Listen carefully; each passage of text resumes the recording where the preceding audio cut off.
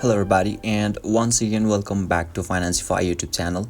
Today in this video I'm going to show you how you can simple earn in Binance, so make sure you follow my step till the end.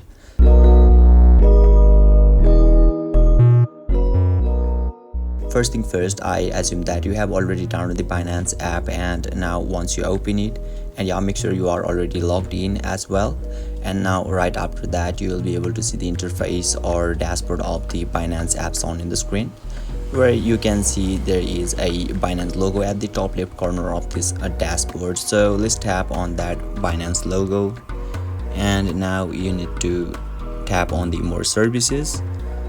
Now let's scroll a little bit down, and now you can see there is a earn option shown in the screen, which is at the right side of this thread. So let's tap on that earn, and now you can see there is a simple earn option, which is at the left side of this full option. So let's tap on that simple earn, and now finally you can see there is a three options.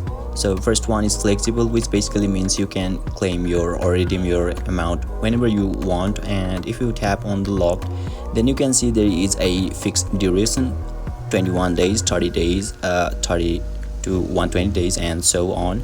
And if you want to earn a big amount or the big profit, then simply tap on the hot, and you can see there is a lots of options over here. So let me tap on the flexible for now because I recommend you this one. And now let's tap on the USDT to show you a demo, and now you can see there is a amount. So let's say I want to invest 100 USDT, and now finally tap on the, make sure you check mark this policy, and now finally tap on the confirm, and yeah, you will be able to simple earn in Binance app successfully.